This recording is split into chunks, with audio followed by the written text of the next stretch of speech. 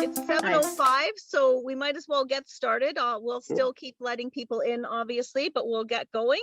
Yeah. And we'll get this party started. So for those of you who are maybe joining us for the first time, if there's some first timers on there, please find your way to the chat box.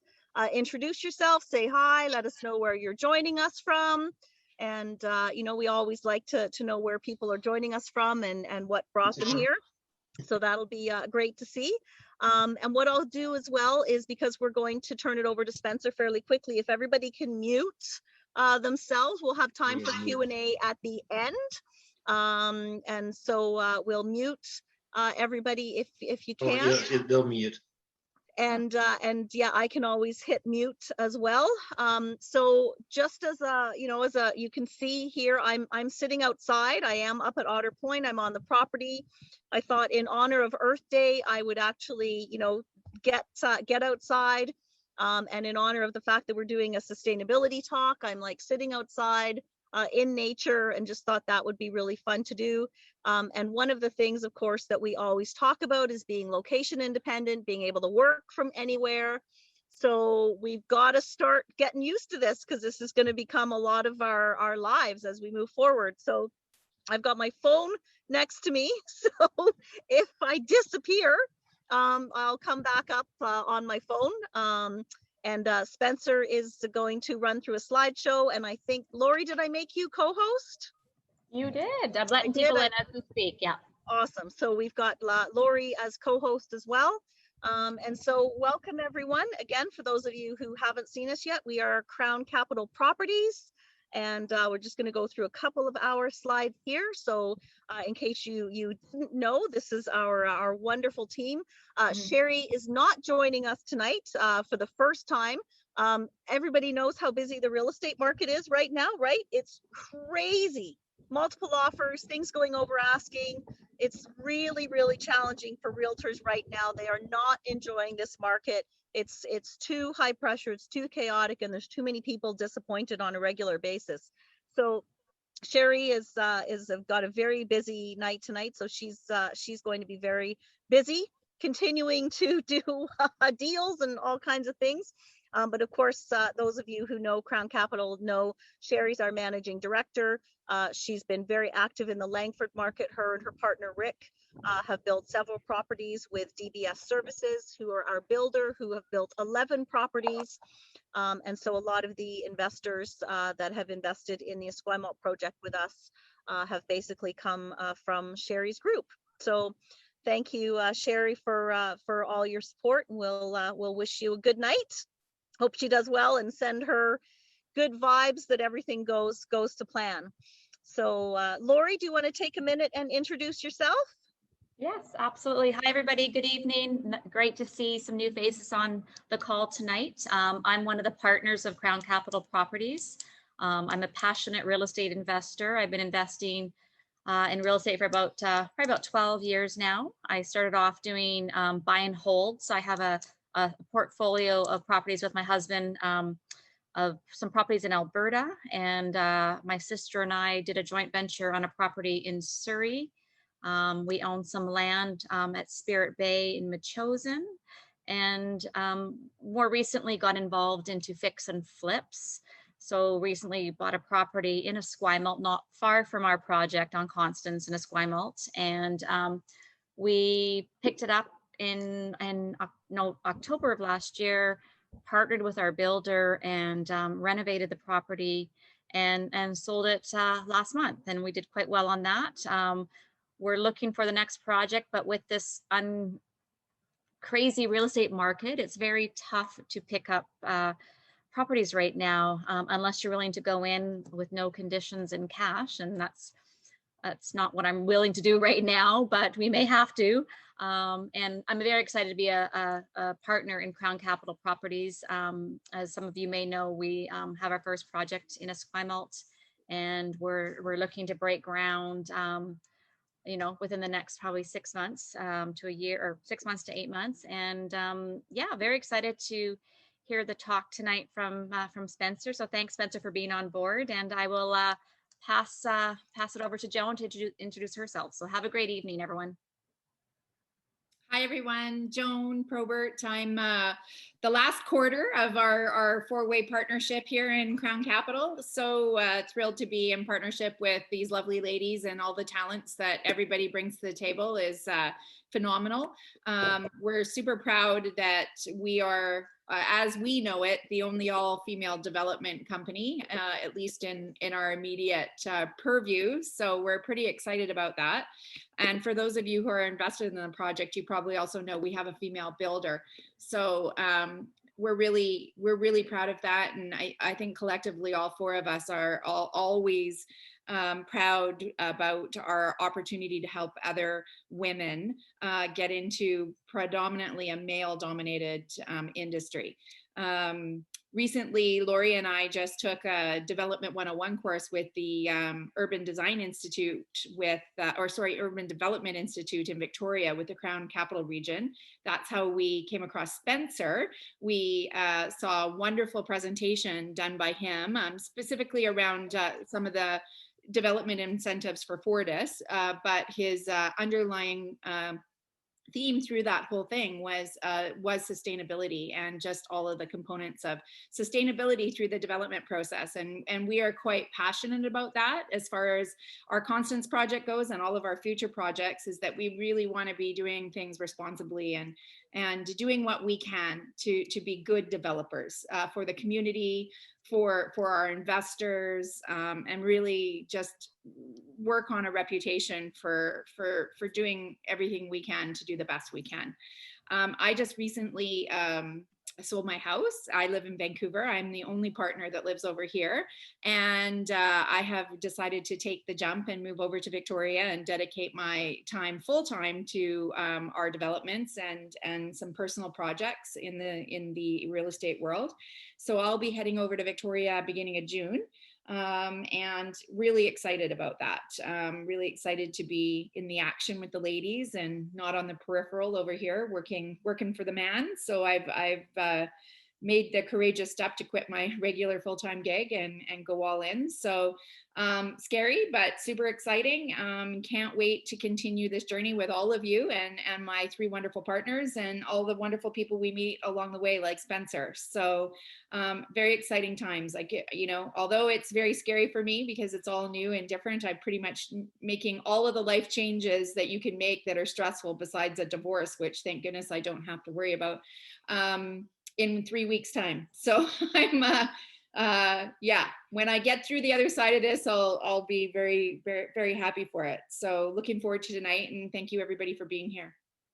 Awesome. Cool. And I'll just introduce myself quickly and talk a little bit about my passion for sustainability. So for those who are new to the call or who haven't met me before, my name is Liza Rogers. I'm the founder of REN, the Women's Real Estate Network, where we have a passion to educate and inspire women to invest in real estate. Of course, we welcome men too. We just ask that you like pink and that you're enlightened enough to understand that women invest slightly differently.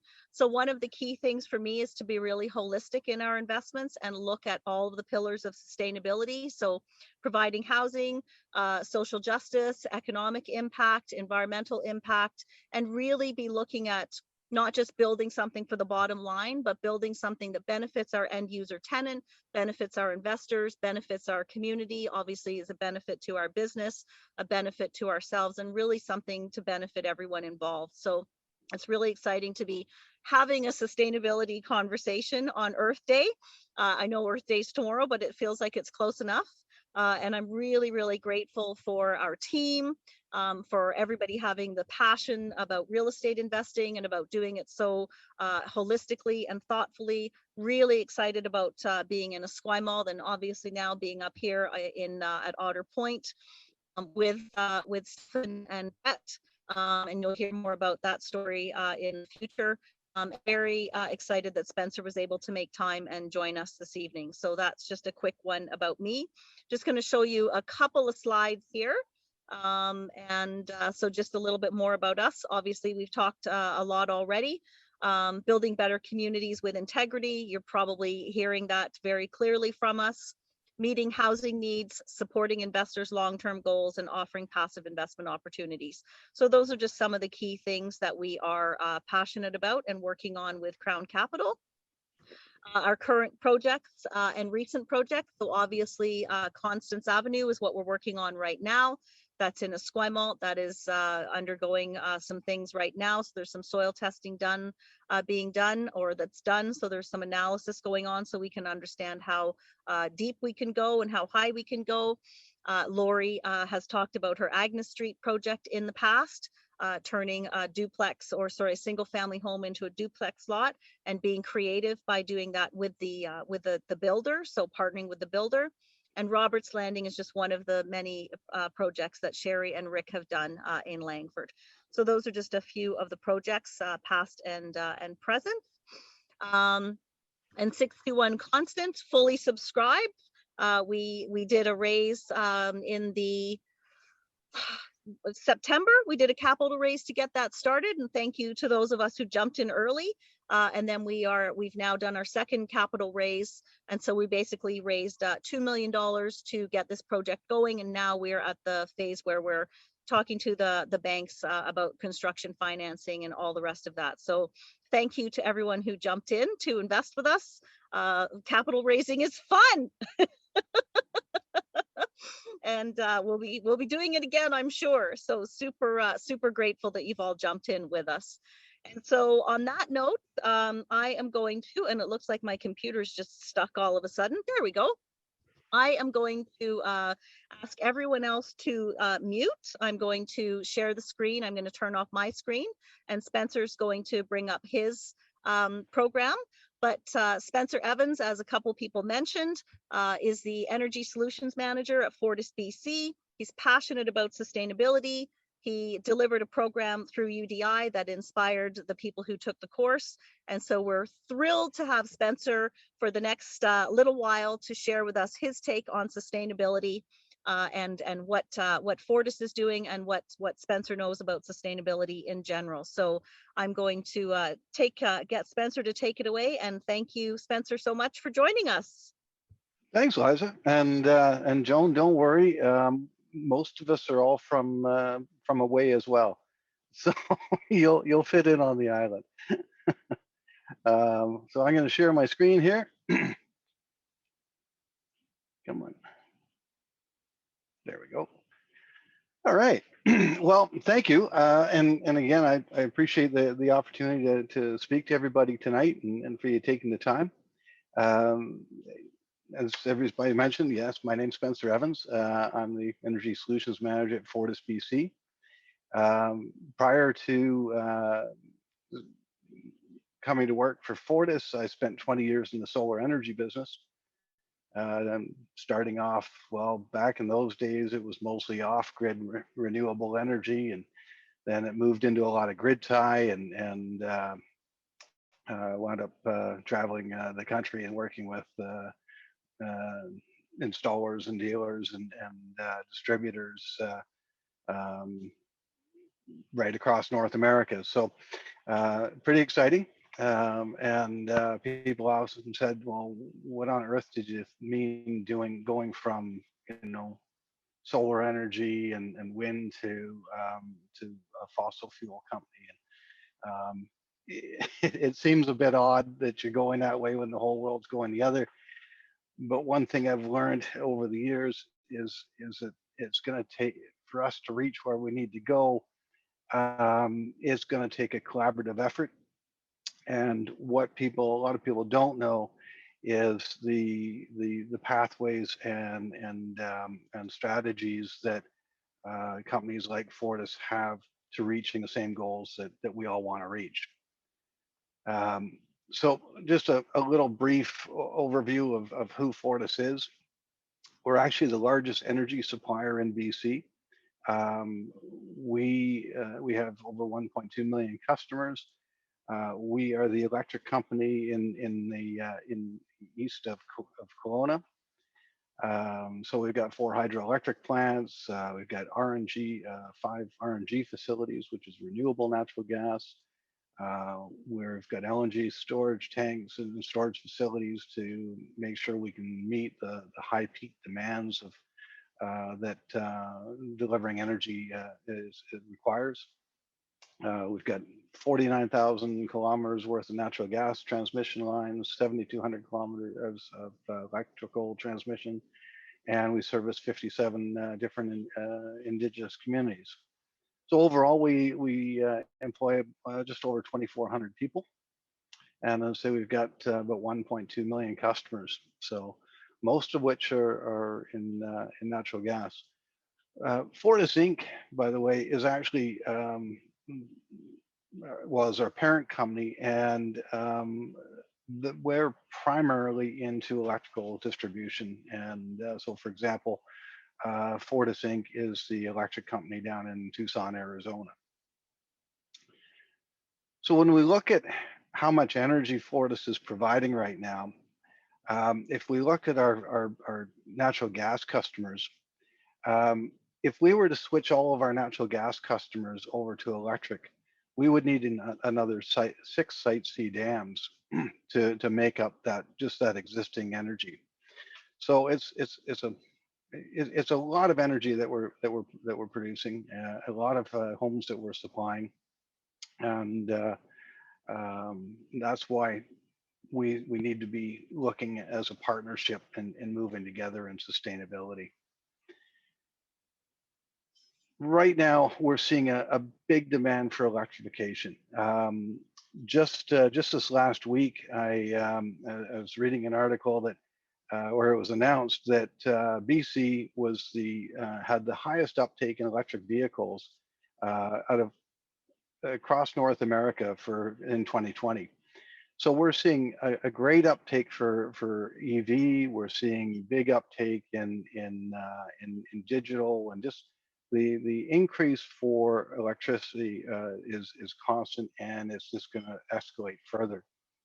And it was interesting because about a year ago, the University of Victoria started calculating out how much energy we would need to supply to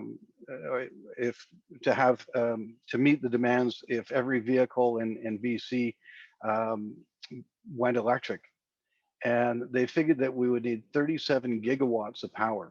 Now, to put that into perspective, right now we're producing 15.6 gigawatts. Site C is bringing on 1.1. So we'd have a total of 16, 17 gigawatts of power right now, and we'd need 37. And this is the thing, when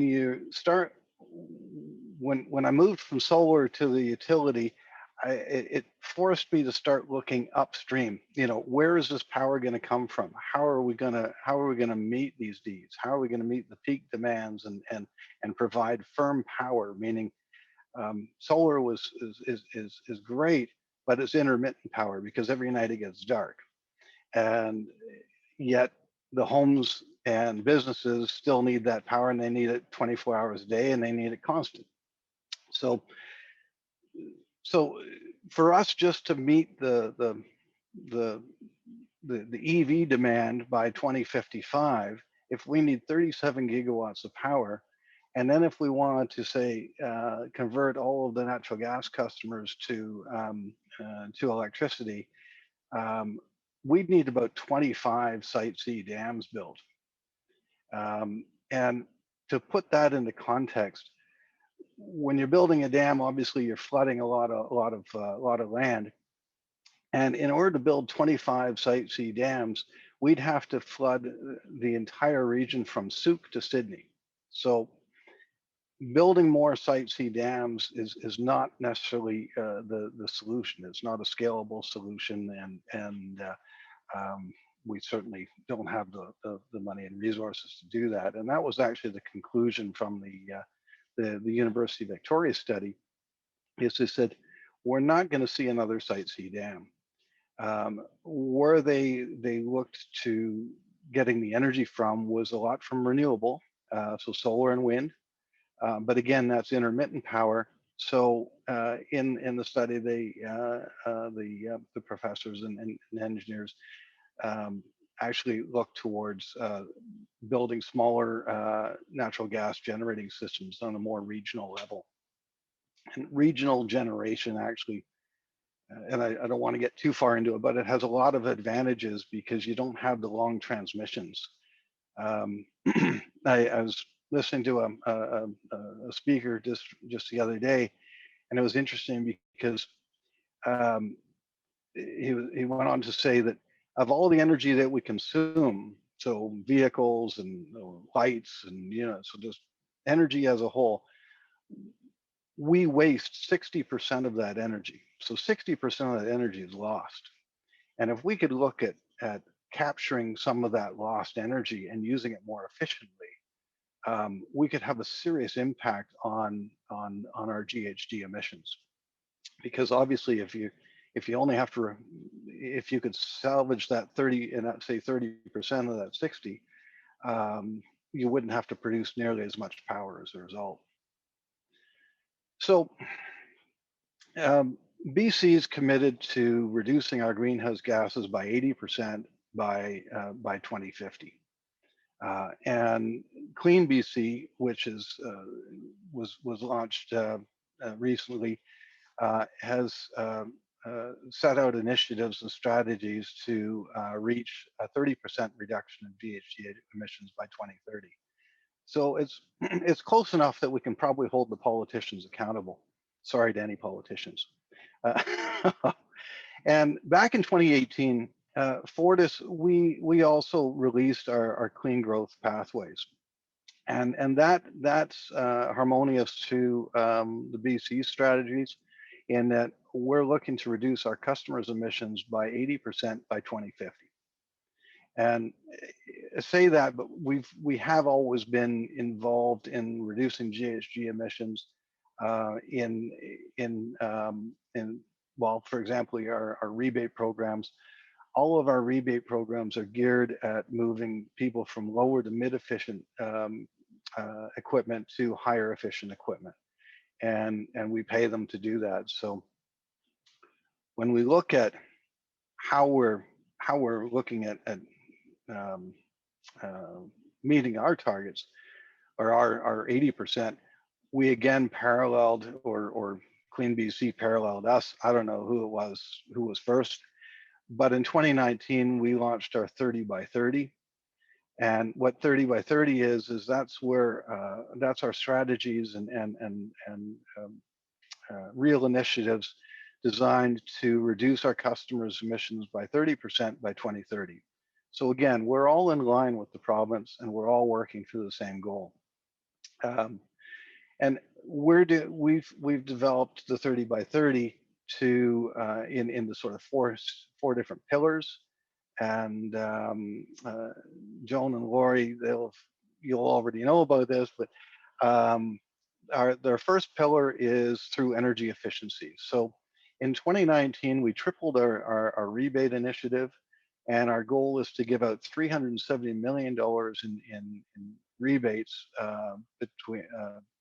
by 2022. So by tripling those rebates, they're given out for converting from oil to high efficiency furnaces, for existing apartments, moving them from low to mid efficient boilers up to high efficient boilers. So we've got commercial rebates and residential rebates, all geared towards moving to higher efficient equipment. Transportation. We're investing in low and zero carbon emission transportation. As I mentioned, we're the electric company in the East, so we're investing in electric vehicle infrastructure. Locally here with CNG, we've been working with BC Transit to shift the diesel buses over to compressed natural gas. And that has a direct impact of reducing GHG emissions by 30%. So moving from diesel to natural gas, there's a 30% reduction in GHG emissions. Plus, the other win on top of that is it's more cost effective for the CRD and BC Transit to operate a CNG bus than it is a diesel. So it's kind of a win-win for for the transportation industry. And then working with LNG, we're looking to position ourselves as global leaders, but also looking at domestic LNG opportunities. And the perfect example for that is our BC ferries. BC ferries, again, moving them from the bunker fuel over to LNG has the direct impact of reducing the GHG emissions by 30%. But it has a bigger advantage in that it's also getting rid of all the particulates that go along when you burn bunker fuel. Bunker fuel, and you'll see it, a perfect example here would be the cruise ships down at Ogden Point. The local residents in James Bay are not complaining. Well, they should be complaining, but they're not necessarily complaining about the GHG emissions the cruise ships are emitting. They're more concerned or more vocal about the air pollution that's coming as a result of these engines being idled while the ships are at docks. So moving the shipping to LNG has a massive input. In fact, the global shipping community accounts for 2% of the global total global GHG emissions, and that's 6 as far as the size, just ahead of Germany. So if we could start moving shipping large ships over to LNG, we could have a large impact both locally and globally. And really, when we look at the GHG emissions and the climate emergency that we're in, we do need to look what we can do locally, but we also need to look what we can do globally and where we can have bigger impacts. And then the fourth sort of pillar is RNG, or renewable natural gas. And Fortis was actually the first company in North America, first utility in North America to offer renewable natural gas. We've got 5 producing sites right now. We're just about to add another 7 that have been approved by the BC Utility Commission, and one of which is the Heartland landfill right here in the CRD. So we're pretty excited about that. The Heartland landfill, once that comes online, through the course of the lifespan of the project, it'll be equivalent to taking 57,000 cars off the road. So a significant impact for here in the CRD. Now I've mentioned renewable natural gas a few times, and it's a big pillar in our strategy. So I should probably just quickly touch on what it is. Basically, any organic material, when it's breaking down, will give off methane gas. So it's landfills, agriculture waste. If anybody's had hard bite potato chips, they're one of the RNG producing facilities. So all the agriculture waste and even the waste potatoes go into the anabolic digesters. We capture that methane that's coming off of the landfills or off the digesters, treat it ever so slightly, and then that gets injected into the gas lines. And one thing that is kind of interesting is when methane itself has a global warming potential of 21. And carbon's CO2 is the baseline. It's got a global warming potential of 1, and so everything's sort of measured off that. So methane has a global warming potential of 1. When you burn natural gas, your end result is water and CO2. So although I mean this gas is going in the atmosphere anyways, by capturing it, we're literally reducing that global warming potential from 21 to 20. So we're ahead of the game, but the firms that have looked at it, they basically just say, okay, RNG is classified and certified as carbon neutral. So we're doing better than carbon neutral, but we'll take carbon neutral as a recognition. So where's the GHG emissions coming from in BC? 41% of our carbon emissions is through transportation. So this is one of the easier low-hanging fruit to try to address. 20% of the emissions is coming from oil and gas and refining and mining, so heavy industry. 15% is coming from light industries, manufacturing, refining businesses, this sort of thing. 10% is from agriculture and agricultural waste. 6% is from the housing market, so relatively small. Commercial is 4%, and there's another 4% of other. I tried to find out what the other was. I don't know. It's a we'll just call it other. But again, and not to belittle where we are or what our impact can be, but Canada is 1.6% of the global of GHG emissions globally. BC is 10% of that, so we're 0.16. Our housing market is 1/1000th of 1% of the global warming of GHG, global GHG emissions. So it's a small number. Now that doesn't mean we shouldn't do all that we can, but this is sort of comes back to, you know, we not only want to look locally, but what can we do globally that can have an impact as well. It also means that we need to make a BC made solution. Our energy here, and it's arguable because we sell electricity when the price is high and we buy electricity when the price is low.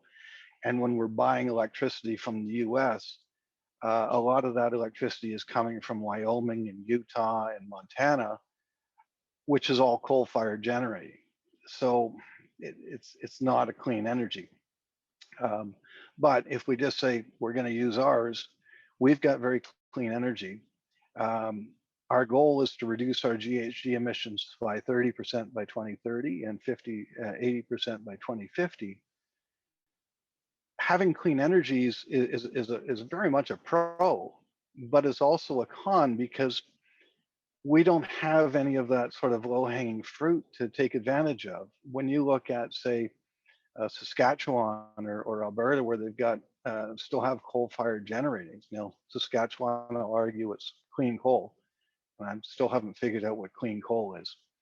But if they convert one or two of their coal-fired generating stations, they have a massive drop in GHG. We don't have that luxury, and yet we still have large heating loads, large land mass, and our energy demands are increasing rapidly. The tech markets that, you know, we're proud to promote our tech savvy and the increase of our tech business. But with that, it comes a cost. And I say that because, well, for example, Bitcoin, and I'm sure everybody's heard of Bitcoin. Bitcoin consumes enough, the same amount of electricity as the entire country of Sweden. So it's massive amounts of energy that data is being driven. In fact, they're saying by, I think it's 2050, that 20% of our energy will be going to serve data. I read it today, one Netflix movie is equivalent to boiling a kettle 600 times. I think I've got that right. You might want to challenge me on that. I'll look up the spec. But I was just blown away. So what Fortis has done is we looked at, how are we going to get to an 80% reduction when the demand for energy is going up? We're basing it on 2005 levels. We want to be by 30% by 2030, 80% by 2050. So we commissioned a company, Guidehouse Incorporated. It's a global consulting firm, and they've actually done a lot of consulting on this exact topic for Europe, or in Europe.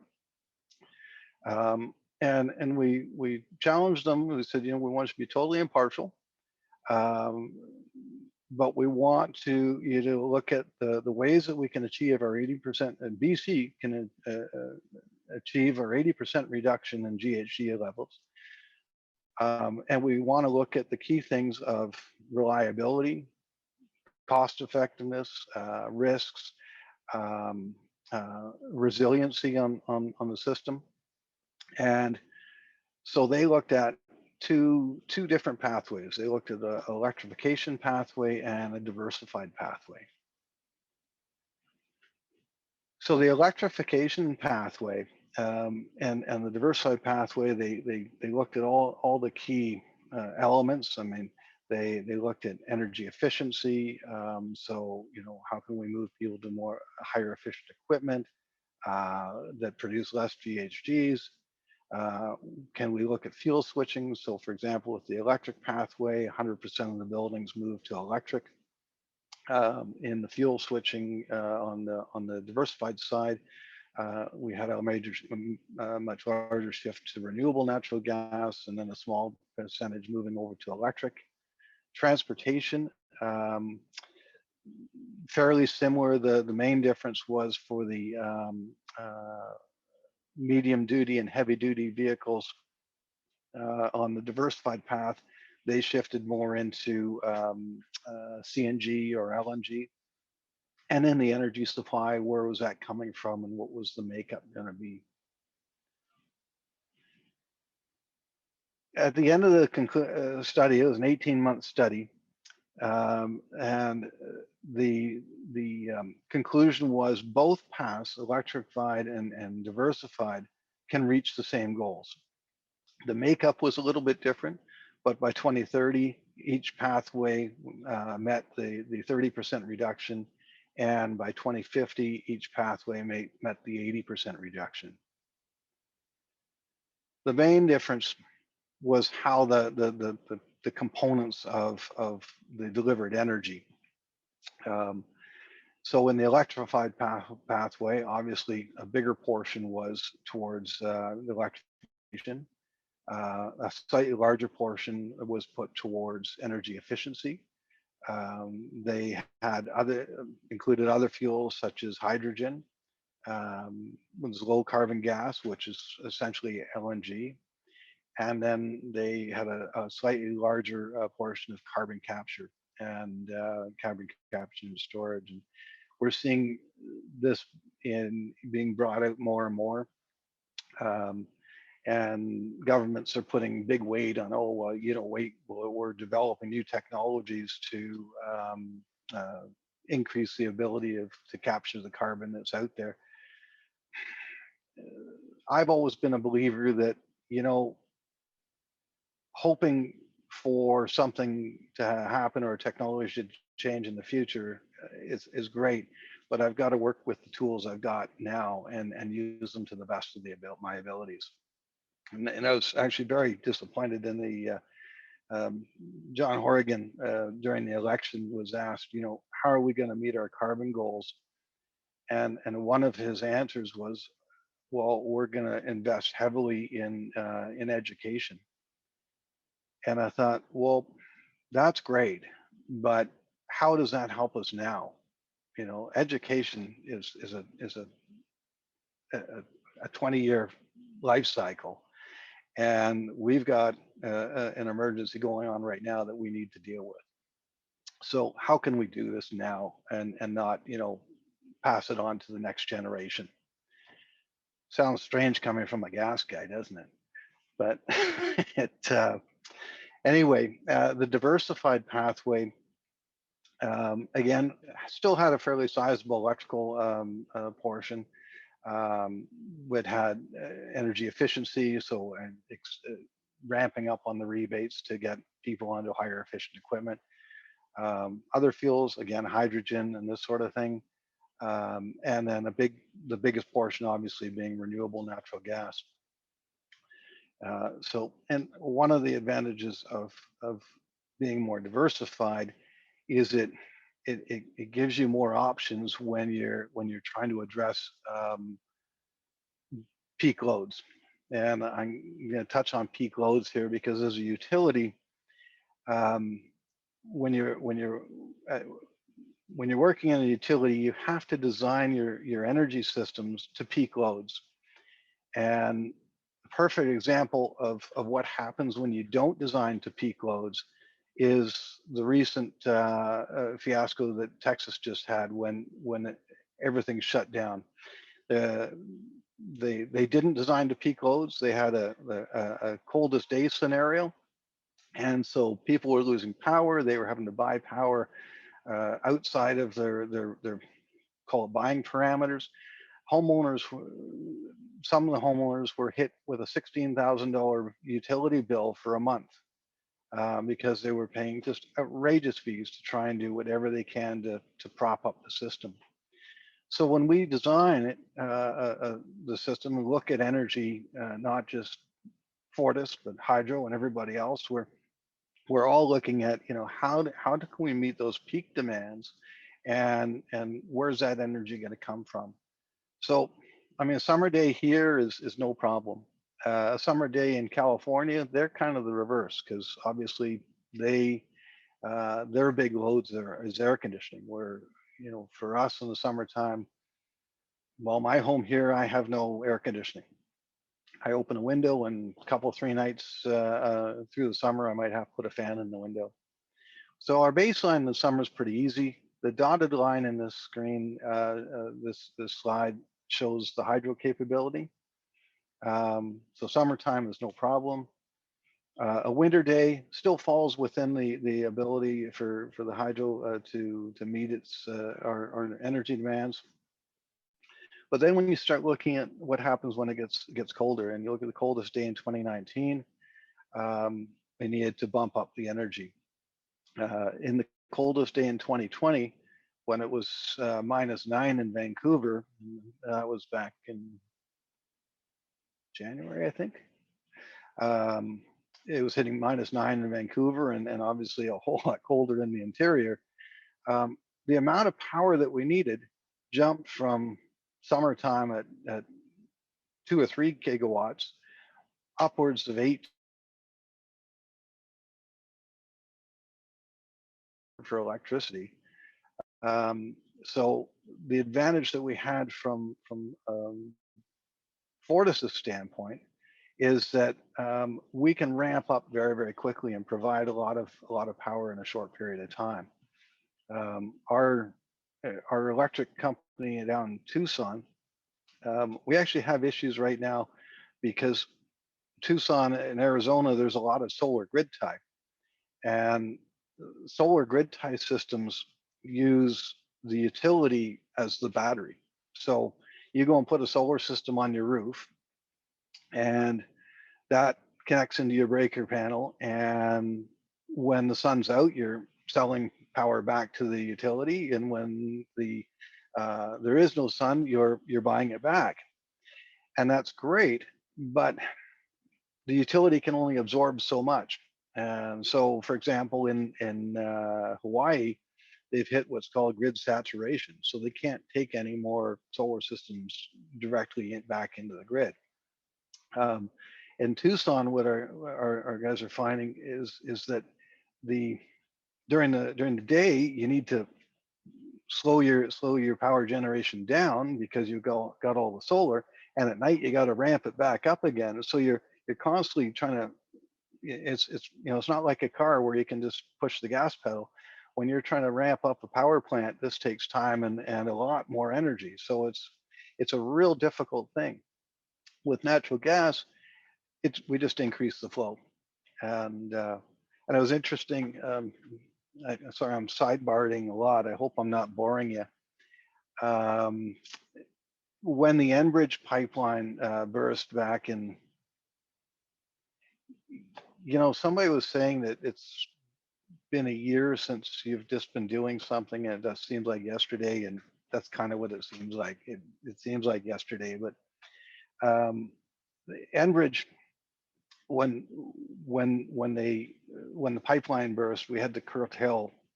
Well, that was providing 70% of our natural gas to the Lower Mainland, so we had to bypass it through the southern route. And anyway, how we did it, it's not really that important. But we came within about 3 days of having to actually shut mass sections off of the Lower Mainland. And if this had happened in the winter time, and we had to shut people off, if every home in Vancouver just plugged in one 1,500 watt heater, the whole electrical grid would have gone down as well.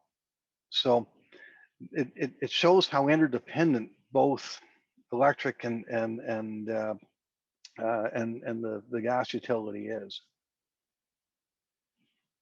So we mentioned that we're looking at, the future demand for electricity is increasing. We're getting more people into heat pumps. We're getting more people into electric vehicles. The question is, how can we still meet this peak demand and meet our increasing energy demands? So in the electrified pathway is a pretty significant curve that we're going to need, upwards of 20 to 22 gigawatts of power. So 5 or 6 Site C dams just to meet our plans. Or if we go with a diversified pathway, we're going to need 1 or 2. So still going to need more electricity, but not as much. So fortunately, Site C dam hasn't had any issues, and it's just about to come online. See, I can't ever get any feedback when people are all muted. So for us, I mean, say we're looking at energy efficiency, we're looking at transportation, we're looking at all this, but a big portion of where we can provide the firm power, reliable power is, and still see the GHG reductions, is through renewable natural gas. The question is, do we have enough, and where are we going to get it from? And do we have enough? No. Are we working on it and we got a plan? Yes. The current supply right now, we've got about 4 petajoules. A petajoule, as you can see here, is equivalent to 1 million gigajoules. And to put that in perspective, an average home burns around 80 gigajoules, 90 gigajoules a year. So that's equivalent to 1 million. 1 petajoule would supply about 24,500 homes per year worth of fuel. So right now we've got 4. We're approved by BCUC for 5.7. And then we're looking at, in the approval process, we've got another 1.2 coming on, and then we're negotiating for another 3.9. So between now and 2030, we're close to on track. I mean, we're still looking for more. Between now and 2050, we need 13 more petajoules. That's a pretty daunting task, but we're working towards it, and I'm cautiously optimistic that we'll meet this. So if both paths will reach the same end goal of 80% reduction by 2050, the next thing is what's the cost? I mean, we're absorbing a huge amount of cost right now by through COVID and amassing a huge amount of debt. Reaching our greenhouse gas emissions goals is not going to be inexpensive. By 2030, we're going to need an investment of, give or take, 150 billion. Up until 2030, somebody's doing dishes. And up until 2030, the two paths are pretty close because you're not building a lot more infrastructure. But once we start to get beyond 2030 into 2035 and 45 and 50, we're needing bigger infrastructure all the way through. So not just generating stations, but upgrading transmissions lines, upgrading transformers, upgrading switching stations, and so on. So all this goes to play on the increased costs. By going a diversified route, Guidehouse has estimated that we'll save at least $100 billion, while at the same time giving ourselves a better resiliency, or spreading not having all the eggs in one basket. And that's great. It's good to have goals, but you got to measure it. And that's always driven driven down at Fortis. All goals have to be smart. They've got to be, measurable, accountable, the smart. Anyway, we've got to be able to measure them. So if we're going to see a 30% reduction, which is roughly 4 megatons of CO2, where are we going to get that from? Well, with the low carbon transportation and zero emission vehicles, they weighted less on that, and for good reason, because that's really being driven by the consumer, by the industry. That's not in the government's control or the utilities control. So you can only allow for so much uptake.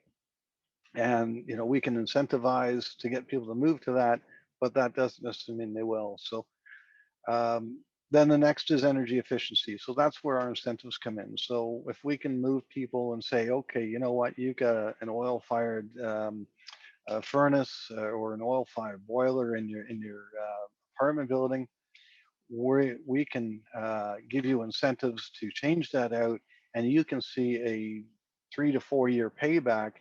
You'll see a much bigger uptake on those businesses taking advantage of it. In fact, going back to my solar days, when we looked at solar grid tie systems on homes,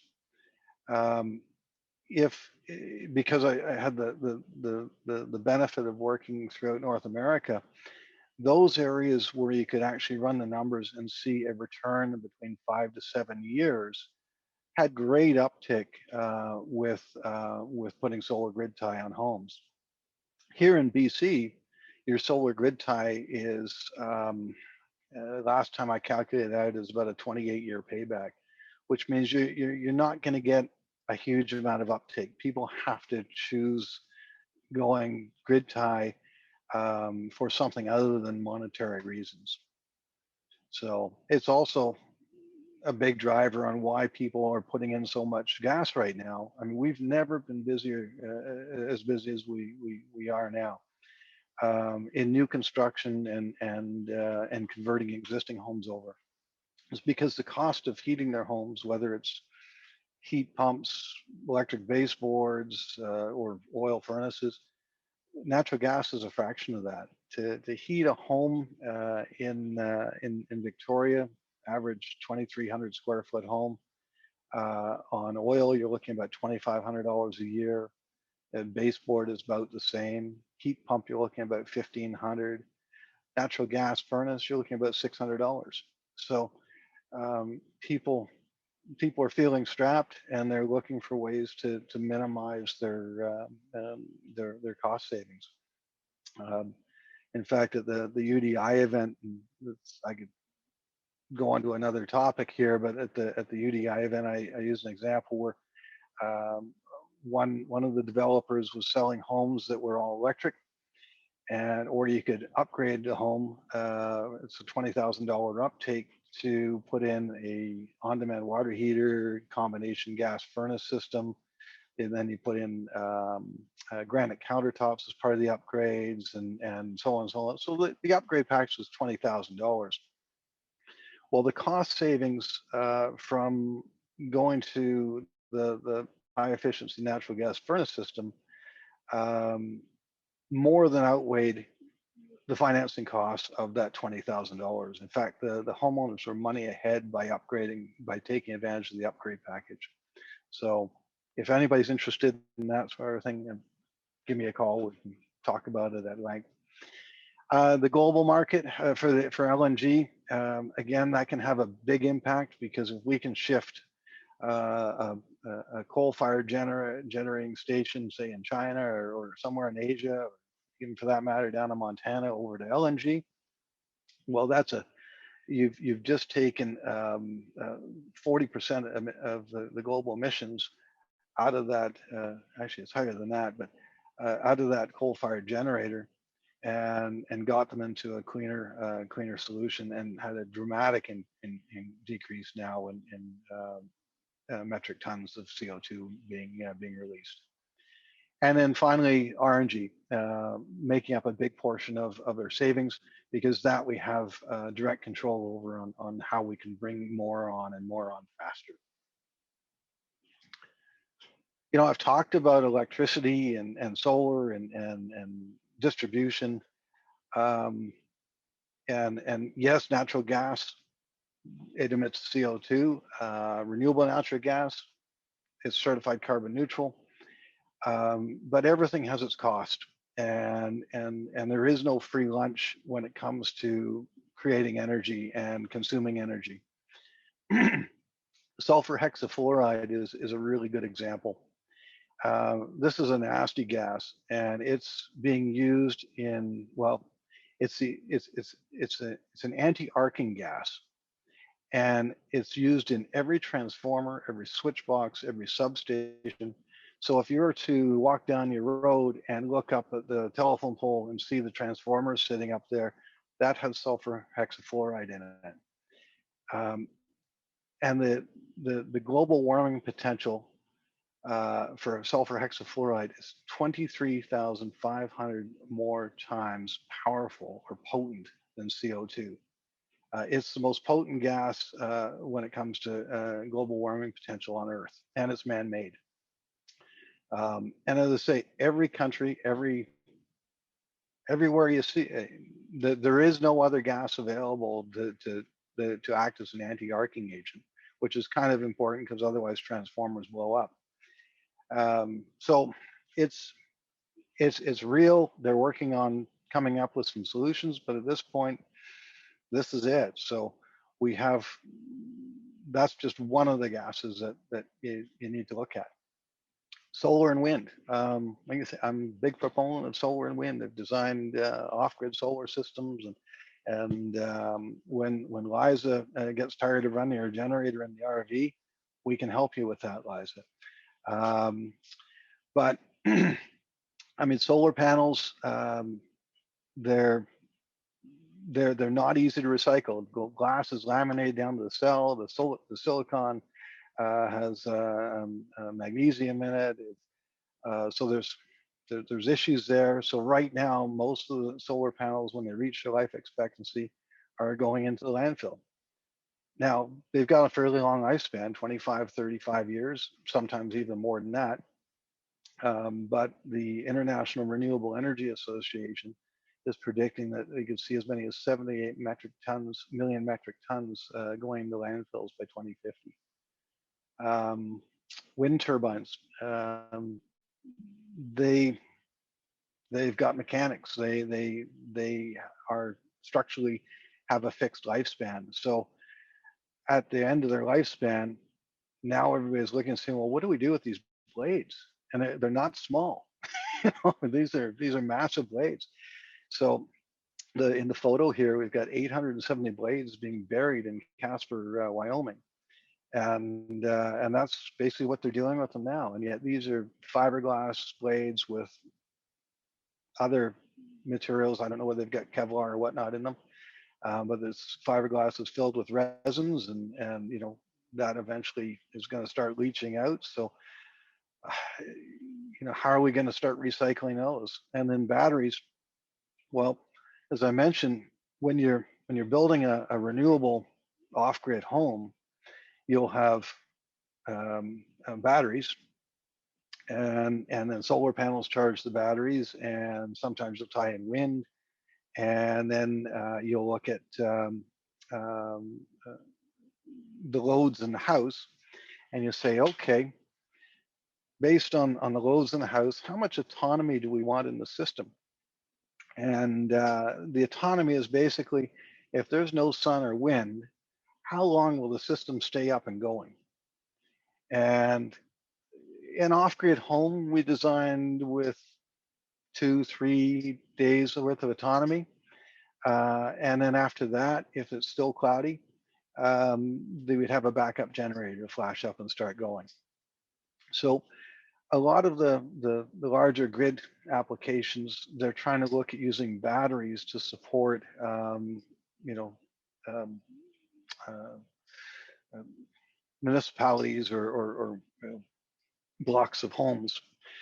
But the battery capacity would have to be massive, and the mining of lithium and nickel and cadmium and all the stuff that goes into batteries is not a clean and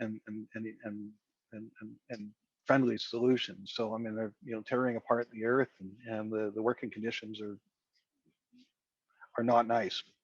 So, but the demand for lithium batteries is going to be increasing by upwards of 18 to 20 times. So, all this has a cost, and but that's not to say we shouldn't use them, and that we shouldn't use all of the tools in our toolbox um, to reach our goals. And by using all the tools, using wind and solar and carbon capture and renewable natural gas and hydro and hydrogen, by using all these different technologies that we have at hand now, we can reach our 80% reduction by 2050. We can reach our 30% reduction by 2030. We can reduce the costs by just saying, well, you know what, we're just going to pick electric and go electric. The cost, I think 100 billion is light, particularly given the cost overruns that Site C's seen. We can address, by using everything, we can address those peak demands and build a firm and resilient energy system that is not going to put us in a situation of a Texas. So to me, it's not either or, it's both. Much like when I was designing off-grid solar systems, we used wind, we used solar, we used generators, we used micro hydro systems. And when you had all those going together, that home was always had power. And that's sort of all I got. I hope I didn't run too long or hope it wasn't boring. Any questions? It was not boring at all. I was fascinated. I had to hold back on my questions. There are some questions in the chat. Sure. If anybody wants to unmute, feel free, because there's about 18 of us on. So if anybody wants to unmute, you can feel free, and we can chat. Is this where the bus comes on the gas guy? Where the bus comes? Yeah, where the bus runs over me. So I'll Spencer, if you want to maybe just stop sharing your screen, then we can just see everybody again. And if anybody wants to, as I say, just unmute, and I'll go through and have a look at some of the questions as well, because there were some good ones in there. There's definitely some comments on the whole Site C dam, right? There's a lot of confusion on Site C. I know, just speaking from my perspective, I've heard people say that it's going to go way over budget, and I've heard other people say that it, as you mentioned, it's not going to supply all the needs that we're going to have. And I love how much you talked about the diversified approach, right? Like, we have to tap into all of these different things, because there is no one solution. And isn't that usually the way it works for everything, right? There isn't any one solution that works to fix everything. And so we have to look at all of the resources that we have and find ways to use them together. So super cool. Anybody want to unmute and ask Spencer a question? I do. Go for it, Lynn. I'm going to put my glasses on so I know who I'm looking at. There we are. Hi, Spencer. It's See, Lynn. I'm getting old. Hi, Lynn. Well, first of all, thank you for all the information. And I particularly loved that you talked about the cost of things like solar panels, wind energy, because when we get a skewed perspective that, this is the answer, why don't we just, all wake up and get with it? And some of the people I've been following are really speaking loudly to the battery issues, and these are renewable, but some people are even choosing a different term. They're replaceable. They break down. They have parts, like they're not in and of themselves like nature, where they're going to renew. So anyway, I love that you included that. My question is, I've never understood, why is there a limit to the amount of energy that can go on the grid? So a relative of mine was involved with wind energy in Alberta and Saskatchewan, and there were limits on how much energy they could put on the grid.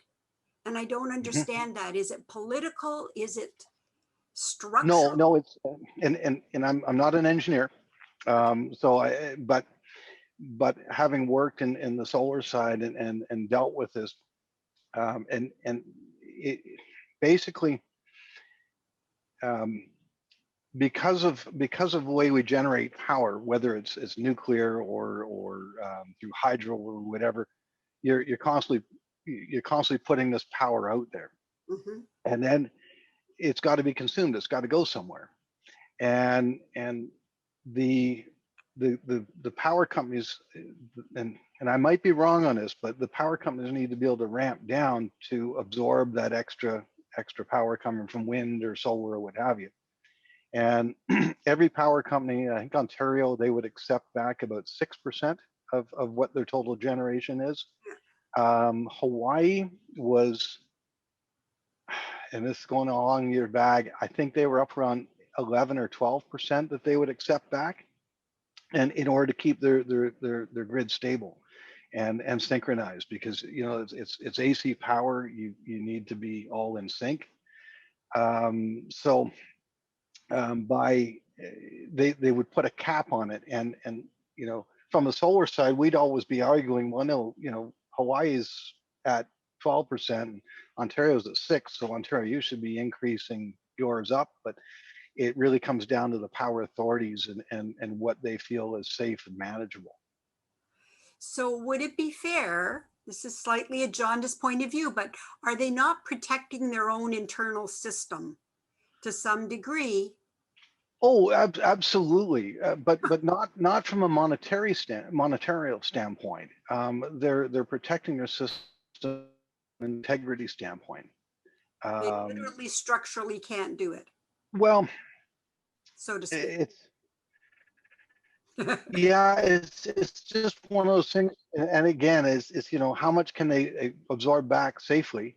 And remember, with wind and solar, it's really intermittent. And it, wind can really ramp up and then die completely in a matter of hours. Right. And how much can you absorb, and what's the energy consumption around you at that particular time? So let's say it's really, really windy, it's kicking out a ton of power, but it's the middle of the night, nobody's up, and nobody's got any lights on, nobody's running any air conditioning. So okay, thank you very much. One of, I'm just going to jump in for a sec. Because I'm watching so much about solar right now, Spencer, learning how to get my solar panels and my batteries hooked up.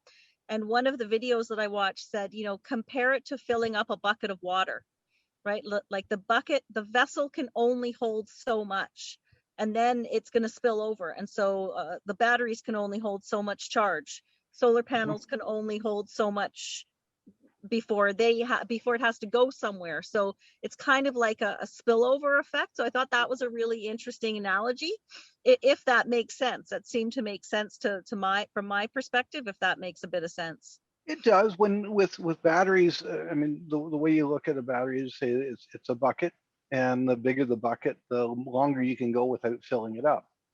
But eventually you're going to have to fill it up. And this is why, battery backup for an RV or for a cabin, you can do it. You can even have a battery backup for your home. But to try and have battery backup for large scale communities, Yeah. well, I mean, they're trying to do it, and Elon is going to make even more billions doing it. But I don't. To me, it just doesn't seem effective. Yeah.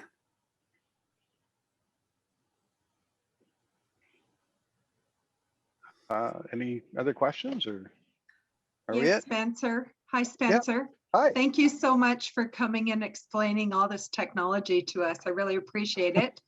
One of the things that maybe I misunderstood was you were mentioning how if by 2030 or 2050, the amount of electric vehicles that will be on the road will need a power generator of approximately 5 to 7 Site C dams. Is that correct? Okay. Or was Not quite. Part of it was the UVic study that referenced having every vehicle, so long haul trucks and every vehicle okay? being electric by 2055, and really I don't see that as realistic. But that they sort of looked at the worst case scenario. Okay, okay. And they said that we would need approximately 37 gigawatts of power, and right now we're producing 15.6. So we need a lot of power to make that happen. And how we get that certainly isn't going to be adding another 20 Site C dams. It's gonna have to come from someplace else. And part of their solution was, well, we can use renewables, but every night it gets dark, and when are you charging a car at night, when you're back at home? So, but there's a lot of really creative ways that people are looking at, even leveraging EV cars. One of the speakers I was listening to, he said, well, one of the thoughts is we could power a building by having the EV cars put into the building. We draw off them for a certain amount of time. There's different options. People are looking at a multitude of different ways to reach those energy levels. But the fact is, we're looking to reduce our GHG emissions down by 80% by 2050, with a population that's from 2005 to 2050 is probably going to be double. And now your energy capacity is going to be double. So it's not these are not small issues, and this is why I get a little frustrated with the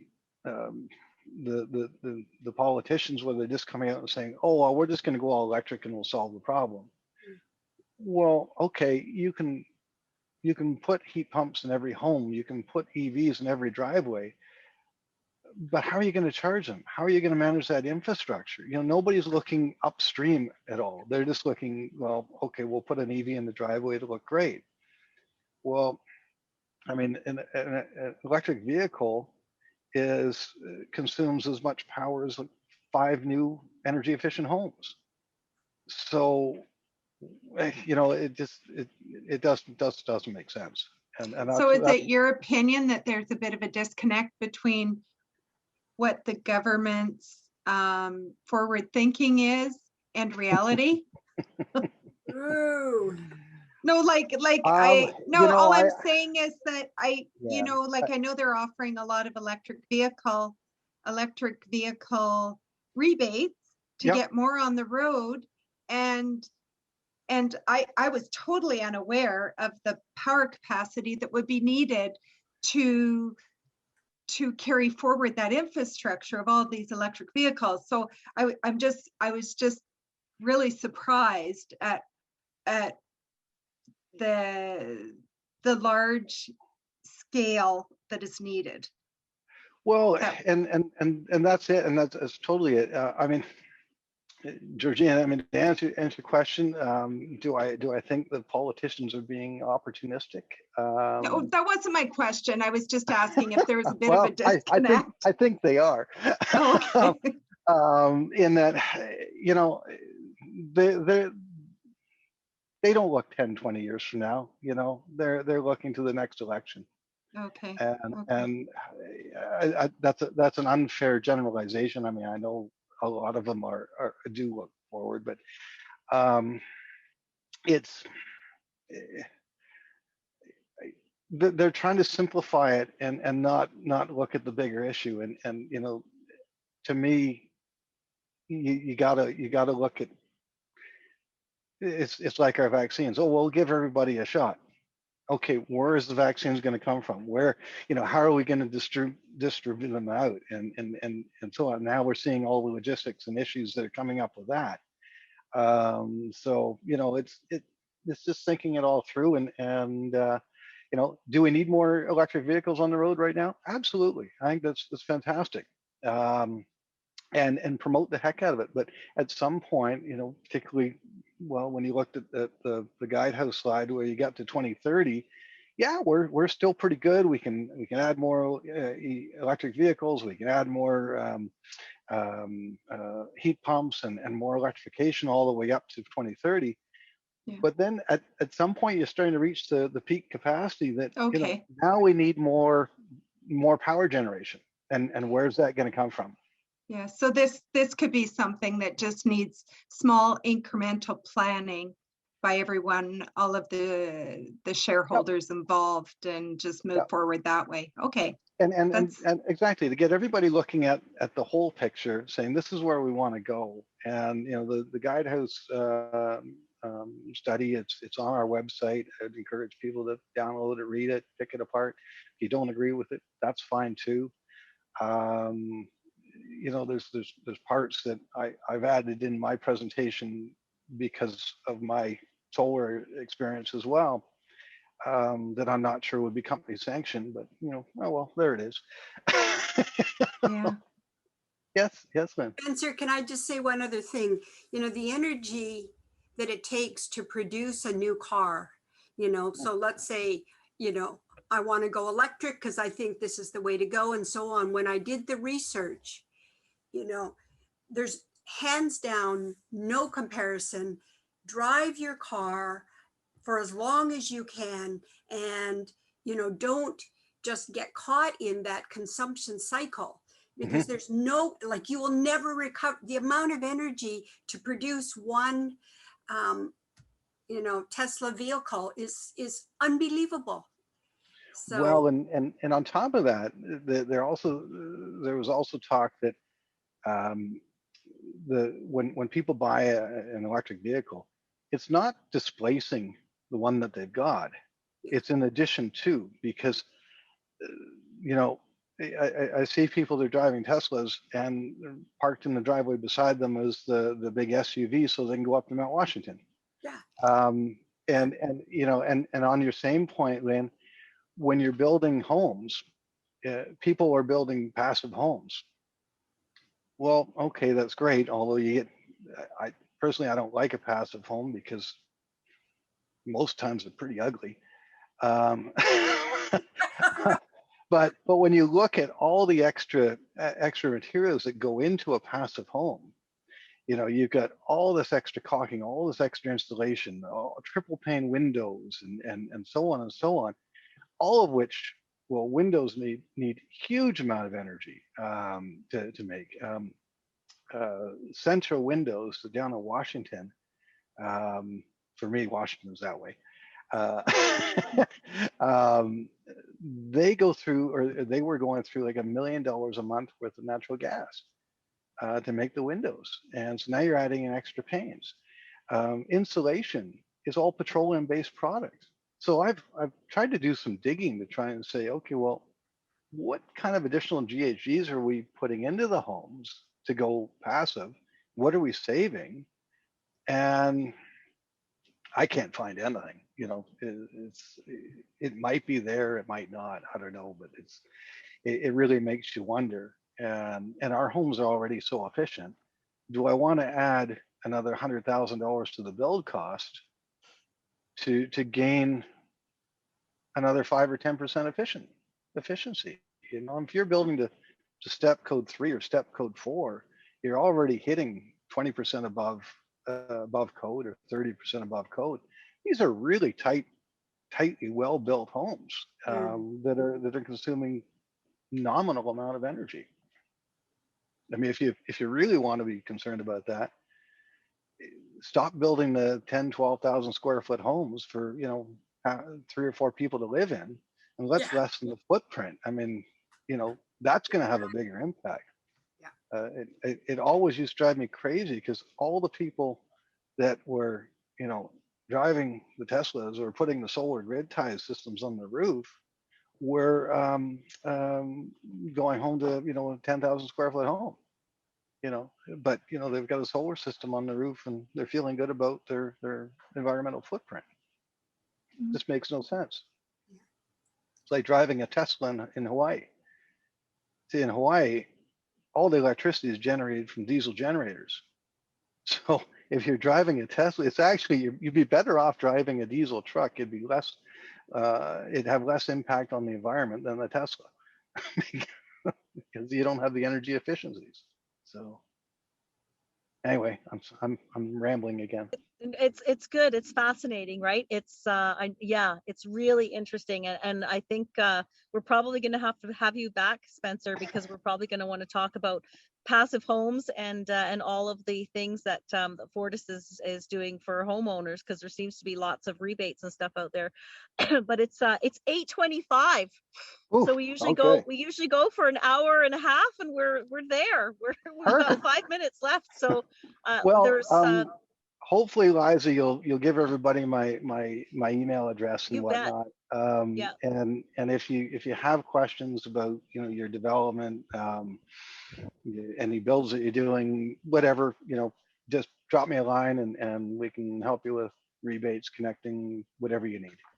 That's fantastic. Yeah, it was really interesting, like the data and the because a lot of us we feel like, oh, we shouldn't do that because it's it's a bad fuel source, right? But when you think of it in that diversification, I think for me that's the biggest thing that I took away tonight is use everything kind of equally and balance it out, and that seems to be a really great solution. And it's not like any one single thing is the solution, and not one single thing is the sort of sword through the heart kind of thing. So I thought that was a really interesting thing to learn. That'll be my new thing that I talk about with everybody who says, oh, LNG, or oh, Site C dam, or oh, this. So there'll be oh no, it's all about diversification.